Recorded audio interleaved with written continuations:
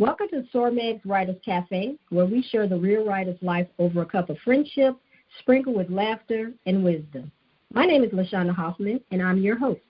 This episode is sponsored by Building Relationships with Your Mailing List video series. Today's podcast is a book brag. I've invited 3 authors to come in and brag about their books. Today's guests are Leah Michelle Forney, W. Parks Brigham, and Patricia Sargeant. Welcome, ladies. Hi. Hi. Hello. Thank you for being. Hello. Thank you for being our guest today. We will be starting with Leah. Leah, please tell us about you and your writing, and if you can, read us an excerpt of your latest book. Well, hello. First and foremost, thank you for having me. My name is Leah Michelle Forney. I am a native New Yorker, but I currently reside in Waldorf, Maryland. I have been writing unofficially since I was a kid, but officially for the last 2 years as a published author. I penned my very first book entitled Unapologetically Me 2 years ago on April 1st, which is a story of kind of overcoming abandonment issues and childhood trauma. And then I penned my second book, Courage to Win, a year ago on April 30th, which is all about finding the winner within yourself. And so I'm currently getting ready to release my third book, and so I'm excited because I'm going to give y'all just a little sneak peek as to what this third book is about. And so it's entitled Defining Moments, from Tragedy to Triumph to Destiny. And so I'm just going to read a little bit of the introduction for this book. And so it reads, everyone experiences moments in their lives that leads us to crossroads. It is at these crossroads that we are forced to make a choice between pushing forward to destiny or giving up and dying right where we are. These are defining moments. These moments occur during the darkest and painful times in our lives. Defining moments can occur suddenly and unexpectedly. They are usually those moments in your life that take your breath away.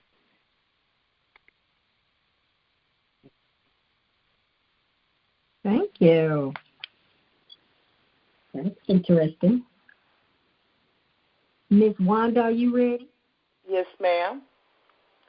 I'm W. Parks Brigham.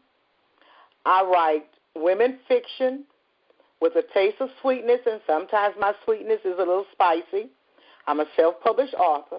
I've written 19 books, featuring plus-size women of all ages, and I'm from Houston, Texas. I have 2 grown daughters that I'm so proud of. I just have to throw that in anytime I say something. I love to write, and I'm a big reader. So I write what I like to read. I have to have a happy ending. So all of my stories end happily. And I know people say, well, if we know they're going to get together, why do we need to read it? Because you want to know how did they get together. A lot of times there's conflict or drama, or they've been friends forever, and all of a sudden we're in love. So I try to focus my stories on that idea. I also love to do, I guess all of my stories pretty much are taken in small towns. And I am the owner of 2 small towns. One is called Allenville, Texas, where I have 7 books written that takes place. One and the other one is in Blackmore, Texas. And that's my Second Chance series, where those stories take place. I love to write stories involving children and babies. And I guess that's because I was an educator for over 30-plus years. And those stories are the ones that truly touch my heart. Even though I wrote them, they just mean so much to me. Now, my latest book that I've done is called Falling for You. And it is about a single parent, which is a passion of mine because I was a single parent. So it means a lot to me. And I want to go back and say this. I know all of my stories, like I said, they are so sweet.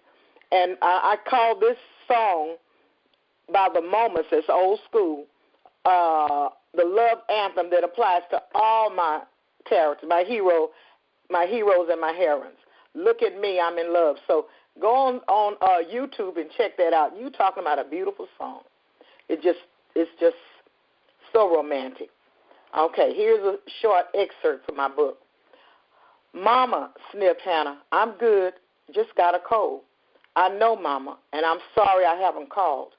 Hannah knew she had to hang up with her mother before she lost it. Hearing her voice was tearing her up inside and wanting her mommy. Mama, I will. Now I got to go.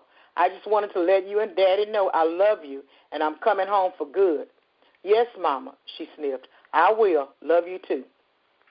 When Hannah Elaine Mayon saw the welcoming billboard sign that said the Peach State, Georgia, she still wasn't satisfied until she crossed the state line. She exited the interstate and pulled into the first truck stop she came to and parked. Thank you, Jesus, she cried. And the first time in years, she wailed like a hungry infant. Hannah released all the hurt, anguish, and frustrations she's held on to for the last 6 months. After what seemed like hours but mere minutes, she gathered her composure and got out of her medium-sized SUV for a much-needed health break and to purchase food and other essential items. She knew she should give her best friend Casey a call, too. Besides her parents, she was the only person she had kept in contact with over the years. Casey was the only one aware of the kind of lifestyle she was living, and even that was to a certain extent. She dared not tell her parents for fear of their safety, knowing they would have made it their business to come for her. When things got to be too dangerous, she wanted out of her contract and searched for means of escape. She and Casey hadn't talked in weeks, and Hannah was sure she was worried to death since she also knew about her present condition. Will that be all, ma'am? Asked the store clerk. Yes, thank you, she said barely above a whisper, and handed the lady a couple of bills for gas and her purchases. Thank God she had the stash she had accumulated through tips hidden away, and Pink Sapphire didn't find her. Ma'am, are you all right? Before Josiah could pull his Ford Edge SUV to his grandmother's back door, his cell rang. He glared at the number with an infuriating growl. What does it take for this woman to get it through a thick, beautiful head? He was done. Never again would he live that kind of lifestyle. During 5 years had given him more than enough incentive and time to think about turning his life around. It was time out for him being this angry black man because of the decisions he had made. Environment and circumstances had not been an excuse for his mishaps. Pure stupidity and having a know-it-all attitude had been his downfall. Nevertheless, he was set free. He vowed then. He was done and was going home. Speak. What's up, Jay? She asked sweetly. What do you want, Danica? He growled, letting her know he did not want to have this conversation again. No hello, how you doing? Or better yet, I miss you, she purred sexily. Yeah, that low languid voice used to get him stirred down to his manhood. But as he told her the last time when they faced off, he was done and over with her and the life. He proved that a few weeks ago. All right, hello, how you doing? He knew when he slipped into H-Town and paid her a visit, that was a mistake. He just had to have her one more time, telling her this was a one-time thing didn't matter to her. She had been calling and trying to lure him back into her bed ever since. Danica smiled at the agitation in his voice, knowing she had accomplished one of her goals. Danica D. Fairchild loved her some Josiah J. Wilson and loved pushing his buttons, rattling his nerves. Doing so turned him into a beast of a man that she loved even more. Some lucky woman would be thanking her tonight. That was one of the reasons she needed her beautiful nut-brown sexy beast back with his handsome skull. No man has ever made her feel the way he did. She needed that man's powerful, muscular body and no-nonsense facade in every way. If he would only give her 30 minutes of his time so she could run down what she has finally accomplished for them. She wasn't able to talk about business when they met the last time. Well, not that kind of business, she giggled. What about I miss you? You want me to lie to you, Ma? Damn, is it really like that, Josiah? Like I told you, Danica, the last time we were together, it's never going to be like it was in the past. I don't roll like that anymore, and I'm sorry if I gave you that impression. I was down. Oh, so you saying I was just a quick lay? Ma, you know better than that. Nothing was quick about what we did, he told her, and he was not bragging, just cold, hard facts. He couldn't see the smug look she was wearing, agreeing he was right. Nothing was quick about that man's loving, she thought as she opened her legs to cool off her sweetness. Jay, Ma, don't make this difficult, and I don't want to be rude, but we've been through this before. I've also asked you not to call me, so you're making me do the next best thing, and that's to block this number and any other number you decide to use. Now be happy, Danica. Have a great life, and Happy New Year. Dang, he knew he was making a mistake when he rolled up on Dee, but he had spent some sleepless nights about her. Ma was thick, curvy, and beautiful. Jay, lying dead. That's it. That's it. That was a good excerpt. Make you want more. Patricia, you ready? Yes, I am. I'm still a little bit breathless from Wanda's excerpt, though. Well, LaShaunda, thank you so much for this opportunity. As you know, I write romance as Patricia Sargeant and cozy mysteries as Olivia Matthews. I'm originally from Brooklyn, New York. Brooklyn's in the house! But I live in Columbus, Ohio now. And my book, Brag, is A Groom Once Again, which is the second novella in my Meet the Bridegrooms novella trilogy. A Groom Once Again is a May 11th release from Amazon, Barnes & Noble, and Kobo, but it's available for pre-order right now. And I'm going to read a brief excerpt. I'm going to try to do the different voices, though. So you have Zora's voice that's a little higher, and Asher's voice, I'll try to do it a little lower, and the narrator's voice will be somewhere in the middle. So here we go, and we're going to start with Zora. You're asking me to work for the company that destroyed my marriage. Zora Dabney stood on the opposite side of her condo's living room.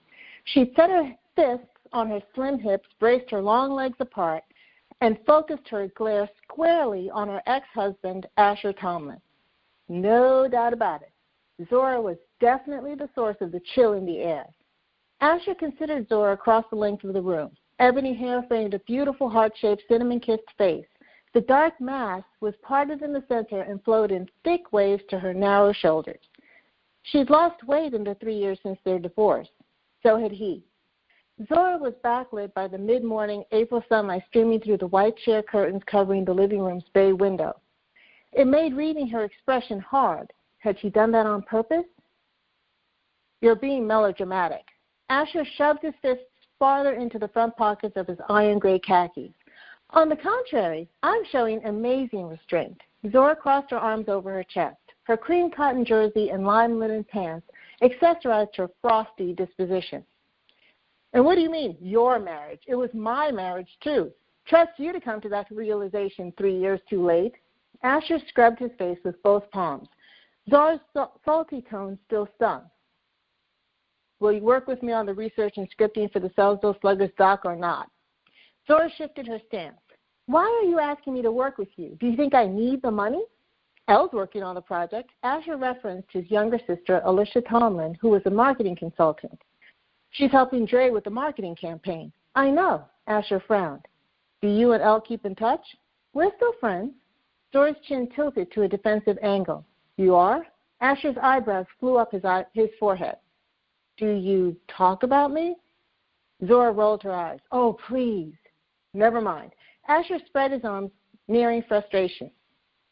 If you don't want money, what do you want to be paid with? So, coffee, books? Zora stared at him in silence for so long that Asher began to believe she wouldn't respond. He prompted her. What do you want? Your sperm. That's the end of the excerpt. What? That sounds really good. You just got to stop in the middle. your spurs. That's the end of that. That's it. Okay, I guess we'll be downloading books today. All right. Well, ladies, that was very good. Very good information. I like that. All of them were good enough to make you want to hit the buy button. Okay, so I have questions about your writing. We're going to start with writing first. What is the most difficult part about writing for you? Let's start with Leah. Oh, that's a good question. What is the most difficult part about writing? Writing. Making the time to actually do it, finding the time to actually do it. Because I'm a nonfiction writer, a lot of my books are drawn based on experiences. And so with this most recent book that I'm getting ready to release, it is literally discussing the last year of my life where I tragically buried my fiance and one of my best friends and my father all within 1 year. And so writing from your own personal experience, writing from your own pain is usually the difficult part for me because it's raw, it's real, but it's also I usually doubt myself a lot. Like, is this something that I should really be putting out? I definitely would think that would be probably the hardest thing is writing about yourself. It's okay to come up with people, but you telling your truth, that's got to be hard because then you have to go over the pain again. So, yeah, I can imagine that being very hard. Anybody else want to chime in? Writing for me, it comes easy, and I guess because I am retired, so I'm not obligated to write if I don't want to, but I want to. I love webbing a story. I just love it. So I don't have a problem with writing. It's just staying focused. Now, my problem, the problem that I do have is 3 or 4 stories running through my brain. And so I'm having to learn how to slow down, Wanda. Slow down, Wanda. That's what I have to tell myself. But I love putting a story together. I really do. Well, I think that's actually a good problem to have lots of stories that come to you like that. Yeah, and I mean, I think that's my up at night. I never finish. So that would be my problem. That would be your problem. Mm-hmm. Uh-huh. What about you, Patricia? Well, Leah, first, my condolences to you. I'm so sorry for the tragedies. But you sound like a really strong lady. Good for you. Thank you. Well, I'm gonna tap on what Leah said about finding time, and I'm gonna tap on what Wanda said about all the voices in our head. But I'm also going to say for me, the hardest part is keeping other people's voices out. I'm trying to write my truth, but then I'm worried about how people, whether they're going to connect with it. And I just have to shut those voices out and focus on my truth. Okay, that's good advice. That's really good advice. How many drafts do you do for your books, your manuscripts, before you're ready for publication? Yeah, this last one was really me. Oh, sorry. Go ahead. Sorry about that. This last one, A Groom Once Again, was hard for me for some reason. I went through 8 revisions before I gave it to my editor. Wow. Okay. Yeah, I know. Wanda? I generally do at least 2 or 3. And I think the reason why it's less is because I'm constantly editing the whole time I'm writing. I find myself cutting and pasting. So what I've learned is I have a note page for each story. So when I say, oh, no, that's not, I don't want that in there, I cut it out, and I put it on my note page. So I may put it back in later, or I may use it for another story. And even when I give it to my editor and I'm reading it again, I still may decide, no, I don't like the way this sounds. Let me do it this way. So I really have to say, Wanda, okay, stop. That's it. So it just depends. I'm forcing myself no more than 3 times because I can always change something. So that's one of the problems that I have, in writing. Yeah, I understand. I have that issue of letting go. I'm learning. I'm learning how to let go. Right. What about you, Leah? I'm like Ms. Wanda, definitely 2 to 3. And I do, too, have the same problem with letting go. And usually it's because I get to a point in my writing where I'm like, okay, am I oversharing? Am I sharing too much? Am I not sharing enough? So when I start to have those kind of questions, I'm just like, okay, stop, send it to your editor because you got to go through rounds of editing anyway, and then revisit it once you get your edit back. Okay. Do you all need a specific place or room to write, or can you sit in the middle of a cafe full of people and write?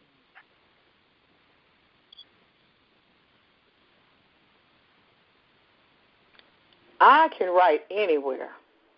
Now, because my first book I wrote in the park, my daughter was very young, and I was taking her to track practice, and that was during my day when I had to write in a tablet, and I wrote that story. That's my very first book. But now that was in the late 90s.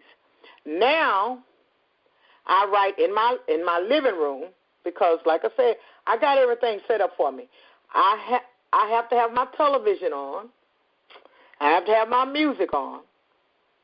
And I have to have my page where I can jump up to Spider Solitary, and I write. How, and I think, okay, now I'm going to make an excuse for myself. I think the reason why is because my mind is just running, and so this slows me down to focus on what you're doing. And then the music is so soothing because I'm listening to what I need to keep that mood going since I'm writing romance. And then if I, and it just sometimes a song come on, I say, ooh, that sounds like a little conflict. I can put a little conflict, So it's I need all of that. Now the television, I don't know. I guess so I can just look up at it. But if it's something that I'm really watching, I'm gonna stop and pay attention for a minute. And I'm going to be honest and say nothing but old school shows that I've seen over and over. But I still stop and watch because it's my favorite part. I can write pretty much anywhere, but, I'm from Brooklyn. I got to write someplace where people can't sneak up on me. So I really do prefer to write at home. But I can write in other places and just tune it out. That's the problem. I tune it out and I lose track of where I am, and the next thing I know, I could be the victim of a mugging. Oh, my. I know. It's a concern. What about you, Leah? I'm the same way. Like, I can write anywhere. A lot of times I can be either driving or taking a walk or running, and something will come to me, and if I don't have a paper or pen, I use my voice recorder to just kind of get the thought out. But I can write anywhere, but I prefer to write in my bedroom. And just like Ms. Wanda, like I have the TV on. It's usually on mute, so I'm just reading their lips. But I'll have the TV on. I have some music on. I try to pick maybe like some R&B because I know if I go into gospel, then I ain't even going to focus on writing. I'm just going to end up in some type of praise and worship mode, and the book won't get finished. So I always try to be mindful of, okay, what is the energy that you're trying to give in this writing? And I pick music to go with that energy. You went right into my next question. That was what I was going to ask you. Does music play in creating your zone? I know Wanda does for her. What about you, Patricia? Well, I do like to have a little music when I'm writing certain scenes. Like when I write my cozy mystery, my amateur sleuth is a Catholic sister. So I like to have, for certain scenes, I like to have gospel music playing. And then for A Groom to the Altar, the Meet the Bridegrooms trilogy, I like to have Neo playing at certain scenes. And I wanted to tap on what Leah said about using voice recordings. Leah, I'm a runner too. And sometimes I have to pull out my cell phone and get my voice memo on and just when a scene comes to me. Otherwise, you'll lose it. Yeah, I am a big fan of Evernote. And then when I found out that Evernote can record your voice, it can record your voice or it can do transcribing. I love it. I'm in the car and I'm at the stoplight and I'm trying to push the button before the light turns green so I can record as I'm driving. And it has helped me a lot because my stuff always comes to me when I'm driving and I'm like, really? I can't pull over. I have no notepad in the car. So Evernote has saved my life many times because I can just push the button and tell it what I want to say, and it records. And sometimes it sounds like gobbledygook, but sometimes I actually get out of it.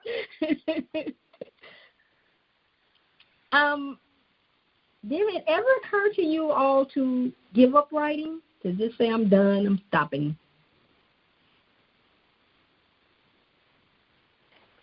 Before I got published, that road to publication can be really hard and really hurtful. And I did try to give up a couple of times because I thought it was just never going to work, but I could not give it up. I'm glad you did. Oh, thank you. I'm telling you, when I'm paying attention to when I realize who's on the line, I say, oh, that's one of my favorite authors. I'm glad you didn't either. Thank you so much. I love you. Love your romance. I love you too. I love you too. Well, thank you. I think I'm winding down. And and the reason I say that is because I do not want to sound alike. All my work sounds alike, sounds the same. I don't want my readers to say, oh, W. Park sounded this sound like the other book. When it gets like that, I think it's time for me to stop. Now, I thought I was already to that, and I've been told, girl, no, that story's not like, no. So that keeps me going. But that's when I'm going to stop. And I have some people that I made promise, when I start sounding the same, tell me so I can hang it up. Because I write, it's a passion. I love it. I'm not trying to, make a bunch of money or anything like that. Yes, I would love to make a little money. Yes, I would love this and love that. But I enjoy writing, and I enjoy my readers coming back saying how much they love my story. Even though Amazon won't let them put it down there, they still contact me personally, and I appreciate that. Mm-hmm. And I have an 84-year-old aunt that I'm ready for a new book. So I'm going to have to I told her, I said, okay, now I said, this is winding down. So what I'm going to do is write something just for you, and we just going to run it off and give it to you. And she just fell out laughing. So that's my truth. That's good, though. That's good. What about you, Leah? Absolutely. I will say that, especially with this third book, I actually paused writing for a good 3-4 months because I was still working through my grief. And so, absolutely, I got to a point where I was like, nope, I'm not writing this. And I think a big part of it was when I released my first book, my fiance was alive, and so he was actually one of the people that kind of inspired me and pushed me to write it. So now that he's passed on, when I started writing this book, I was like, nope, I'm not writing. Because the person that I need to be my cheerleader, be my coach, be the person to push me, he's passed on. So what's the purpose of writing? But I pushed through it. And what made me realize that it was really much bigger than me was when I got the email from the editor that's like, I'm boo-hoo crying while I'm editing your book. Like, I feel every emotion that you have written in the book. And so that let me know that, okay, this was something that people really did need to hear. Oh, yeah, Leah, he was probably so proud of you. Mm-hmm. Sometimes the readers are who push us forward. You get really, that? they do. Mm-hmm. They do. You know, you might not be making millions of dollars, but that one little fan letter feels like $1 million sometimes. That's right. Oh, true. True. That's right. All right, so we're going to take a break for our sponsor. This episode's sponsor is Building Relationships with Your Mailing List video series. When is the last time you sent a message to your mailing list? Do you catch yourself saying, I don't have time to create a message. I don't know where to begin. It takes too much time. I'll do it later when I catch up on everything else. This video series is for you. Inside the video, you'll learn what, how, and when to use your mailing list. Part 1 is building relationships with your mailing list. You receive 5 mailing list emails, ideas to grow mailing list subscribers, content ideas, freebie ideas, 7-day social media campaign, a mailing list calendar. In Part 2, building relationships with your newsletter, you'll receive ideas for newsletters, ideas to grow your newsletter subscribers, a newsletter template, a newsletter checklist, content ideas, and a newsletter calendar. Each video includes a workbook that takes you step by step in using your mailing list to build relationships.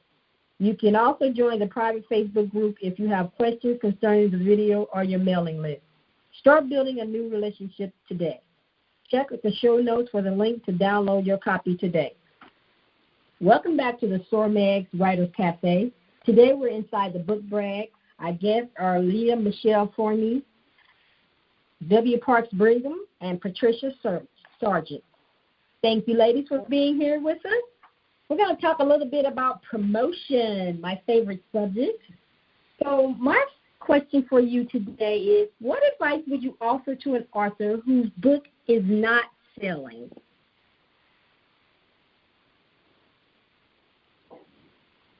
Patricia, we'll start with you. Okay, thank you. Thank you, LaShaunda, because you know something? I had to have a little talk with myself this week. Okay. What stands between us and success is effort. And I know that it gets scary because, girlfriend, I am there. But if you want this to work, only you can make it happen, and you just have to shove past that fear, sit down, and say, I'm going to make a plan. I'm going to make a marketing plan. I'm going to make a promo plan. And those are two separate things. And you have to ask yourself, okay, if I don't have enough money to promote, well, do you have enough money not to promote? And if I'm afraid to promote, well, wouldn't you be afraid not to promote? You have to turn those questions around and help yourself if you turn those questions around, I truly believe that it'll help you get past the fear, and it'll help you to make the effort you need to make for your dreams to come true. And we all have bills to pay, so let's just get moving. That was some good advice, very good advice. Really? Turn the questions on to yourself. I like that. I'm going to have to use that on me. Oh, yeah. Uh-huh. Ms. Wanda, do you have any advice? I think the biggest thing, and this is what I've dealt with, you cannot be afraid Mm-hmm. You have to step out. If you believe in what you're doing, then you need to make plans. You need to pull out monies. You can't, and you need a team. This is what I've learned from some of the other authors. You need a team. All of the authors that I admire, and I'm watching you, Patricia. That's what they have. They have teams working with them, and so that's what you need. And another thing I've learned: ask. You'd be surprised that they do not mind answering questions. And I truly appreciate that. I've reached out to some authors, and, they don't hesitate to tell me A, B, C, D. So, that's what I'm learning. That's good advice. I think that, again, people think because they're writing, they're by themselves, that they don't have any connections. I always teach about building relationships, and that's how you build relationships, talking to people, asking questions, getting to know them, what worked for you, what didn't work for you. People like to share. You think they don't, but a lot of people will share, especially if you got something to give back that can help them. So that's good. I like you saying that having a team. That's important, too, especially when it comes to promotion. I tell my clients that all the time. You don't have to do it by yourself. And promotion is not a by-yourself thing. You're gonna need somebody to share your post. You need somebody to do some reviews. You can't do everything by yourself. So that's good to have a team. Leah, you have anything you want to add? Oh, how do I go behind these two women? I would have to say, I think it was T.D. Jakes that said, "Do it even with the fear." So, as somebody that's still fairly new to the literary world, it's definitely scary to kind of put yourself out there, but you got to be consistent. And I think the biggest thing that I've learned, piggybacking off what Ms. Wanda said, is collaboration is key. You will definitely be surprised how many authors are willing to collaborate, are willing to help you, are willing to hold you accountable. I have one of my really great sister friends who we started in this literary game together. Literally, our books came out a month apart from each other the same year. But we became each other's accountability partners, where we literally get on the phone once a week and just brainstorm and map. And she has brought products of mine when I was promoting my first book, and I've got products of hers, and we both have taken pictures in each other's T-shirts, and we both have that.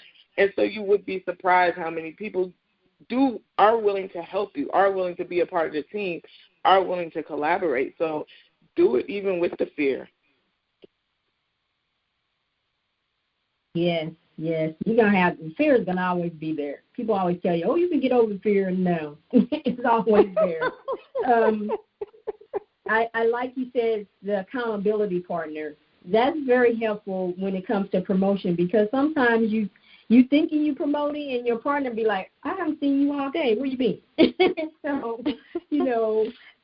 getting somebody who's going to push you, not hold your hand and say, oh, it's okay. No, you need somebody that's going to say, hello, we haven't been promoting this week. What you doing? You want somebody that's going to push you, and you do the same for them. And, that's how you become successful, because you're getting out there, letting people know about your books. Nobody knocks on your door and say, hey, you got some books in there? They don't. That's right. we wish they did, but they don't. And so Nobody's you have to, right. As Patricia said, you got to have a plan. And if you don't have a plan, you're going to drive yourself crazy, running around trying to do everything. When you have a plan, you know exactly what you're going to be doing for your promotion. So those are some great tips. LaShaunda. I add this in right quick, LaShaunda. I talked to some readers. I think I was at a function, and the readers said, because, I have someone helping me, but you know what they told me? They said to the group, when they see the author promoting their books, that makes them stop and look, read, and click. Mm-hmm. And I said, wow. And I'm paying so-and-so, but, it means something to see you go out there and do it. Yeah, and, I like you said, you got to have a plan. And if you don't have a plan, you're going to drive yourself crazy, running around trying to do everything. When you have a plan, you know exactly what you're going to be doing for your promotion. So those are some great tips. You go out there and do it. Mm-hmm. And I'm talking about Facebook. Of course, we have to do when we're public, out in the public. Mhm. Well, it's just like it's a commercial. How many times you see a commercial, and then then at one time it gets you like, oh, I just gotta have that pizza. I gotta have it. Yes. And so I think that when they see the author, that's the pizza. You're like, oh my goodness, she's talking about her book. Let me check it out. And so I think that's a great analogy. That's a great analogy. That's it. And we're in the stage of fast forwarding commercials, so we miss a lot of stuff. But every now and then you get a commercial. One of my favorite commercials is the Levi's commercial where the lady comes out and starts dancing. I don't know what it is about that music. It just grabs me. But if I see that commercial, I stop rewinding so I can hear it. So, it's some stuff that grabs you like that. And you have to that's the whole thing about promotion is you got to, like you all read these excerpts here, that should grab somebody that's like, oh, my goodness, let me get that. And that's how a promotion is. It's just stopping you in your tracks to say, oh, I need that in my life. How do you think about the concept of the e-books has changed the market? What's your opinion on that? Do you think that it's a good thing or it's a bad thing? I personally think it's an excellent thing. And here is one of the reasons that I think the accessibility of ebooks is an excellent thing. It allows more voices to tell their stories. And I think that it's really important for us to have more voices telling their stories. I think that will help break down barriers. I actually agree with you. When I started Sora Mag, we probably had maybe 10 romance authors at the most. Now I can't even keep up with how many. I meet so many new people, and some people think it's oversaturated, but I think that you only can write one book at a time. So while you're writing your book, then I can meet a new person and read their book. And then when she's writing her book, I can read somebody else's new. Then I can go back to my favorite person, instead of you just waiting on one person to write a book every year. It used to be like that. You waited on the book for a whole year, and that's all you got. So yes. I love that we have a choices now versus we only had so many, Exactly, and I think that it reduces the power of the gatekeepers who are trying to keep the literary world homogenized. Yeah, the gatekeepers have shut us down for so long, and now we don't have to go through it. We are our own gatekeeper. Exactly. We choose what we want to put out there and what we don't want to put out there, and I love that. I was on a chat and the man was saying how they set up the books in the bookstores, and he thought that was a brilliant idea to segregate the books because the readers could go in there and find them. And I was like, but that destroyed the genre because you put us on one half is this side, one half. We were never romance. We were the black romance, and the white romance. We never were romance, which was what we always wanted, was to be considered romance. And by putting us like that, we can't compete because we're always going to be the black romance versus romance, And I don't know. I'm just glad that now we don't have to. If you don't want to go to a big publisher, you don't have to. And you don't have to feel bad because you didn't go to one like they used to make you feel. That's what I like. I really love that. I love that, too. Because when I first wrote my first book, I associated with a lot of black romance authors back in the 90s that were in Arabesque. That was one of the first publishing company, and the lady who was more like a mentor, she told me, she said, because all my stories are with plus size women, she said, Wanda, I was at the a big conference, and I can't think of the it's romance. It's the big one. Well, we know it's integrated. And she said there were several women trying to sell books with plus size women, and they would not buy them. She said, so now I'm not trying to discourage you. She said, but you're going to have a hard time getting someone to say they'll publish this book. And I said, okay. And, I didn't give up. I ran across another author who self-published her own book, and the rest is history. I never submitted a book to anybody. I put them out myself. So, that was something I was really pleased with. Now, Wanda, I've got my hand up, high-fiving you. Don't leave me hanging. See, that's what I mean. We got to get rid of the gatekeepers. Now, it has not been easy because I went out there blindly, okay? But I have learned, and thank you, Jesus, I ran across LaShaunda Huffman. She knows what she's done. I wouldn't be able to do this if it was not for her. And I tell, and I acknowledge her because she gave me all of this personality. Well, maybe not so much my personality, but my author personality. She did that. I'm a social butterfly, and she is the reason why. I was walking around not as a pretty caterpillar with that black hairy thing, and just. And and I've gotten so many compliments from other authors that I didn't realize was watching me. And now I am one of these people that I'll tell you everything I know because I've paid enough money for all of us to make some mistakes. And the first thing I said, I'd let them know, get a team. And LaShaunda, I know you know, and I say, and you better get LaShaunda.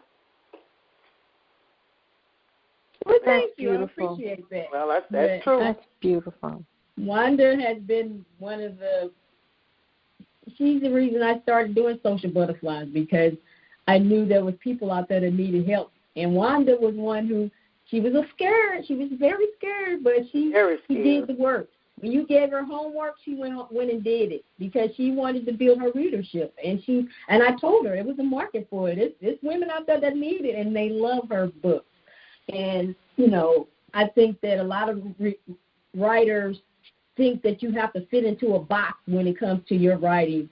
And you can make your own group of readers. It's going to be harder than, the traditional romance, but it's people out there. There's plus-size women out there that want to read about themselves. That's right. And see, and I was one of them. Right. I was one of them. Been divorced that want to read about being divorced and trying to find love again, second chances at love. That's Wanda's sweet spot. She writes about these women who already, raised their kids and trying to find a little romance in their life. It's a whole bunch of women out there like that, and that's why I told her. I said we just got to find them, and we start looking. So, right. Don't give up because you think, this is tough. I want to write about a romance, about a dragon falling in love with another dragon. Hey, there's somebody out there that likes dragons. You find them. You don't never know. But I have really enjoyed this conversation, ladies. This has been really fun. Yes, it has. How can we get in contact with you? Let's start with Leah. So I'm on Facebook at Leah M. Forney, on Instagram at I am Leah Michelle, and you can shoot me an email at authorleahmforney@gmail.com. All right. Miss Wanda, how can we get in touch with you? I make everything easy for Wanda because I don't remember anything. So all you have to do is pull up W. Parks Brigham, and I'm on W. Parks Brigham. You can Google W. Parks Brigham, and everything's going to come up. Except my email. My email is wparksbrigham@writeme.com. But my author page with Amazon will come up. My Facebook page, W. Parks Brigham, will come up. Now, I do have a group that for people who love reading W. Parks Brigham. It's called Wanda's Sweet Room. All you have to do is put in Wanda's Sweet Room on Facebook, and that will come up. Like I said, I made everything simple for me because I cannot remember the different, whatever you want to call them. Platform. Yes. Okay. Mm-hmm. Miss Patricia? My website is patriciasargeant.com, and that's Sargeant. I use every conceivable letter so that my name lingers. So it's patriciasargeant.com, and my email address is booksbypatricia@yahoo.com. And I do love hearing from readers because, as you said, LaShaunda, one, hey, I liked your book. It's like $1 million. That's right. Would you ladies have anything last minute you want to say to our readers, our listeners, rather?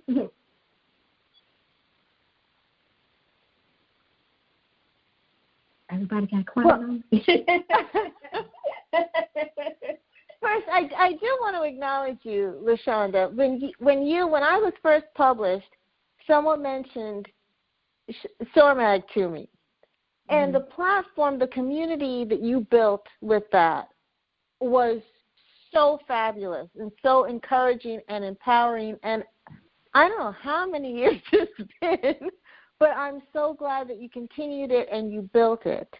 So thank you for that. Thank you for helping diverse romances have a platform. And I appreciate this opportunity to chat with you, too. Well, thank you. I appreciate that. Every time I say I'm quitting, I'm going to retire. we get a whole new flock of people come in, and then we get no nominations at an RWA conference, and I go, okay, no, maybe not.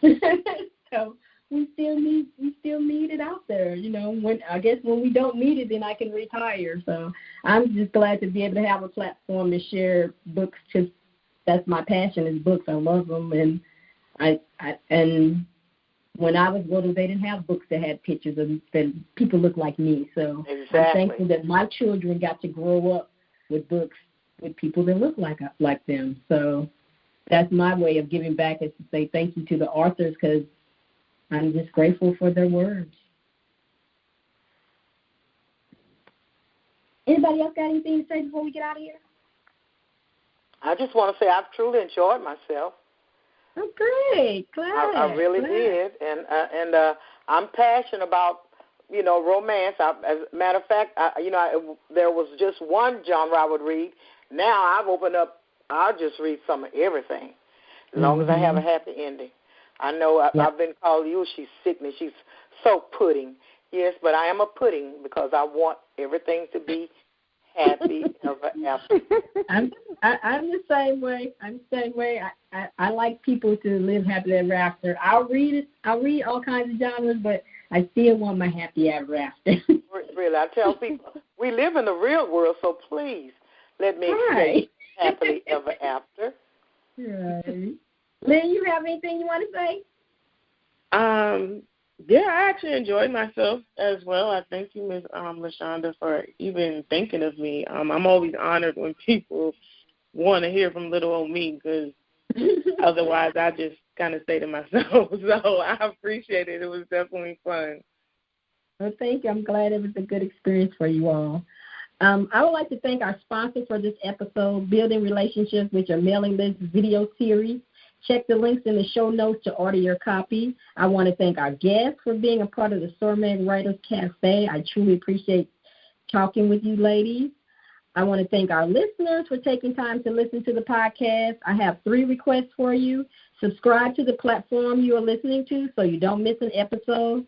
Please feel free to write a review and let me know what you think of this episode. Reviews are very important when it comes to podcasts, because that's how they push them out there to the communities. Please share the podcast with your community. If you know somebody that would love to hear something, share this podcast with them. If you have a topic you want us to discuss on the cafe or would like to sponsor an episode, send it to onesormag@gmail.com. This is LaShaunda Hoffman, and I will see you on the next.